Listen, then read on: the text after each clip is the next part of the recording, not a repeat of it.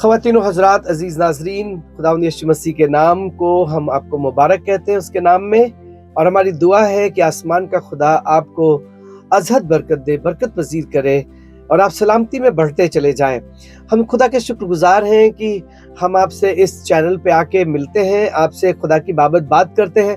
गुज़िश्ता अयाम में हमने खुदा के मौजू पे बात करी है कि हम क्या खुदा है, खुदा को कैसे जान सकते हैं, खुदा को जानना ज़रूरी क्यों है। आज हम जिसके बारे में बात करने जा रहे हैं वो है कि हम खुदा को कैसे जाने। तो हमने पिछले एपिसोड में, पिछली नशिस्त में बात करी थी कि खुदा को कैसे जाने, पर आज जो बात करने जा रहे हैं वो है क्या खुदा है भी? क्या खुदा है? तो जो साइंसदान हैं, बहुत से ऐसे लोग हैं जो खुदा को नहीं मानते हैं और वो कहते हैं कि खुदा नहीं है, सारी चीजें अपने आप बन गई।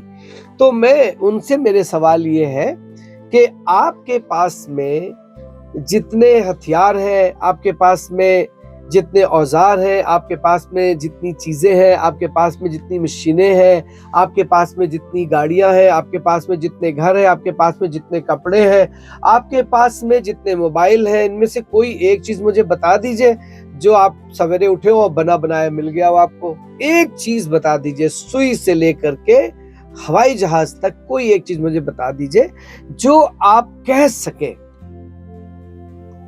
कि ये तो अपने आप बन गया।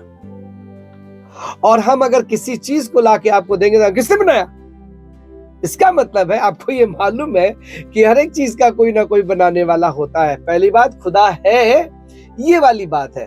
तो जब हम पौलुस रसूल को पढ़ते हैं इब्रानियों के 11 बाब की 6 आयत में, 5वीं-6 आयत में, तो इस तरीके से खुदा उनके कलाम में मरकूम है वहां पर कि खुदावंद के पास आने वाले को ये ईमान करना चाहिए कि खुदा है।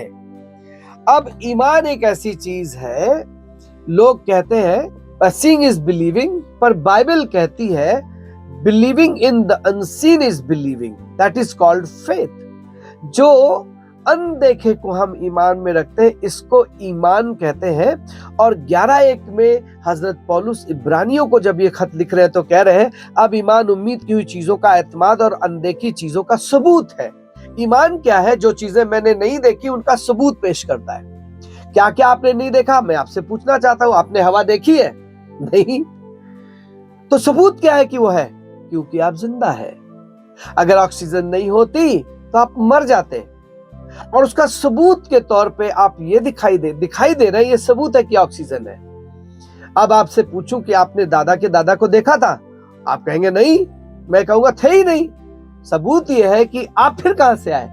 तो इसका मतलब ये हुआ कि जो चीजें मुझको दिखाई नहीं देती हैं, इसका मतलब ये कदाचित नहीं है, ये बिल्कुल हरगिज नहीं है कि वो नहीं है। मैंने नहीं देखा है पर वो चीजें हैं।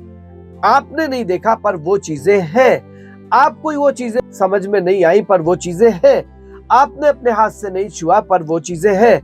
आपने उनका तजुर्बा नहीं किया पर वो चीजें हैं। तजुर्बा कैसे होगा, यही तो हम बता रहे हैं। तो यहाँ पर हजरत पौलुस कह रहे हैं कि अनदेखी चीजों का सबूत है, क्योंकि उसी के बाबत बुजुर्गों के हक में अच्छी गवाही दी गई। ईमान ही से हम मालूम करते हैं कि आलम खुदा के कहने से बने हैं।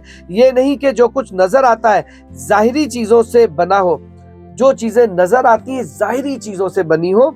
ईमान ही से हाबिल ने कायन से अफजल कुर्बानी खुदा के लिए गुजरानी। अब हम 5वीं और 6ठी आयत को पढ़ेंगे तो यहाँ पर लिखा ईमान ही से हनूक उठा लिया गया ताकि मौत को ना देखे। पर 6ठी आयत को जब आप पढ़ते तो लिखा है और बगैर ईमान के उसको पसंद आना नामुमकिन है। और फिर लिखा इसलिए खुदा के पास आने वाले को ईमान लाना चाहिए कि वो मौजूद है। पहली बात, मेरे को हर हाल में ये ईमान करना पड़ेगा कि वो जिसने कायनात बनाई है वो गुजर गया, वो होगा नहीं, वो है और वो मौजूद है। वो था, मौजूद है और वो मौजूद रहेगा। वो खुदा है। अब यहां पर लिखा खुदावंद के कलाम में, और बगैर ईमान के उसको पसंद आना नामुमकिन है, इसलिए कि खुदा के पास आने वाले को ईमान लाना चाहिए कि मौजूद है और वो अपने तालिबों को बदला देता है। मतलब जो है वो देता है, मतलब जो है वो आप उसको महसूस करेंगे, आप उसको छू सकते हैं, आप उसको जान सकते हैं, आप उससे बातचीत कर सकते हैं, वो आपसे बातचीत कर सकता है। अब जब हम इब्रानियों के 3 बाब की 4 आयत को पढ़ते हैं तो हजरत पौलुस कहते हैं कि चुनांचे हर एक घर का कोई ना कोई बनाने वाला होता है। हर एक घर का, हर एक गाड़ी का, हर एक मोबाइल का, हर एक बिजली के बल्ब का, हर एक कंपोनेंट का, हर एक चीज का जो आपको आपकी आंखों से दिख रहा है। पुल दिखाई दे रहा है आपको बिल्डिंग दिखाई दे रही है, आपको पेन दिखाई दे रहा है, आपको ग्लास दिखाई दे रहा है, आपको मोटरसाइकिल दिखाई दे रही है, आपने कपड़ा पहना, आपने चश्मा पहना है, आपने टाई लगाई है, आपके पास पेन है। जितनी भी चीजें हैं जो आप इस्तेमाल करते हैं, इन सब चीजों को कोई ना कोई बनाने वाला है।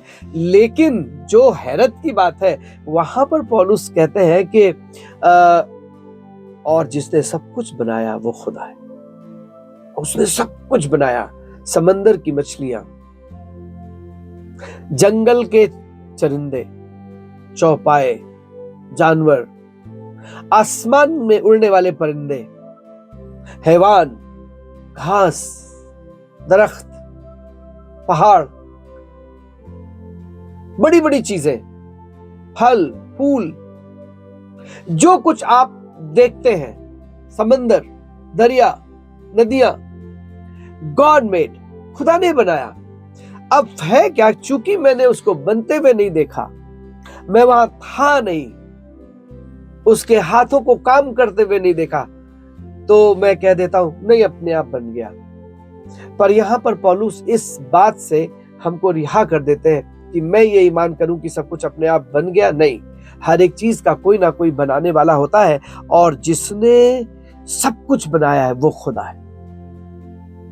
आप कभी देखिए और गौर कीजिए, कोई भी चीज जो अपने आप बन जाती है क्या कोई ऐसी चीज वजूद में? नहीं है।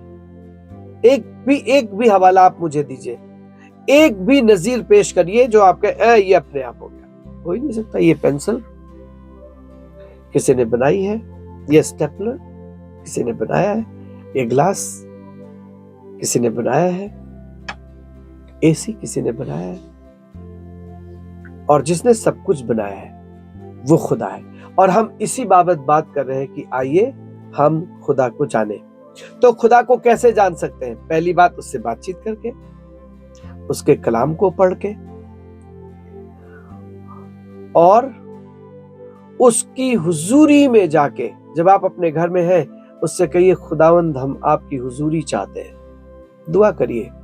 और जिस दिन उसकी हुजूरी आपकी जिंदगी में आने लगेगी, आपको पता चलने लगेगा कि खुदा है। खुदा अपने लोगों को अपनी हुजूरी से बरकत पजीर करता है, खुदा अपने लोगों को अपने कलाम से बरकत पजीर करता है, खुदा अपने लोगों को हम कलाम होकर के बात करता है, खुदा अपने लोगों को खादिमों के वसीले से बात करके बात करता है, और आप खुदा को जानने लगेंगे। हम अगली नशिस्त में बात करेंगे कि खुदा ने क्या क्या किया, खुदा ने कैसे चीजों को बनाया, खुदा ने क्यों बनाया चीजों को। हम इसके बाबत में बात करेंगे। लेकिन सबसे पहली बात यह है कि हम खुदा को जाने। अब खुदा को जाने कैसे, ये बताया आपको। खुदा के जानने से क्या होगा ये भी पता चलेगा। वो पौलुस जब खुदा को जान गए तब लिखते हैं कि मैं गंदे काम करने वाला था, मैं लड़ने वाला था, मैं हलाक करता था लोगों को, मेरे दिल में बुग़्ज़ और नफरत थी, मेरे दिल में पता नहीं कितनी गंदी चीजें थी। पर जिस दिन से खुदा को जाना है वो बंधन टूट गए और मैं आजाद हो गया। अब मैं खुदा के रूह में हो करके चलता हूँ, अब मैं खुदा को जानता हूँ। और अब वो चीजें जो मुझ पर पहले जबरदस्ती बादशाही करती थी, हुकूमत करती थी, अब उनमें से एक भी मेरे ऊपर हुकूमत नहीं करने पाती, क्योंकि खुदावंद ने मुझे शरीयत से, तमाम चीजों से, गुनाह की शरीयत से आजाद कर दिया। शरीयत ने, जो गुनाह की शरीयत है, मुझे गुलाम बनाया था और मुझसे अपनी मर्जी पूरा कराती थी। अब मैं वो करता हूं जो खुदा का रूह चाहता है। खुदा आपको बरकत दे। साइमीन, नाजरीन, हाजरीन, खवातीन और हजरात, हम फिर से आपसे मुलाकात अगली नशिस्त में करेंगे नूर हक में, और फिर इस सफर में और आगे चलेंगे। तब तक खुदा आपको बरकत दे। Praise the Lord.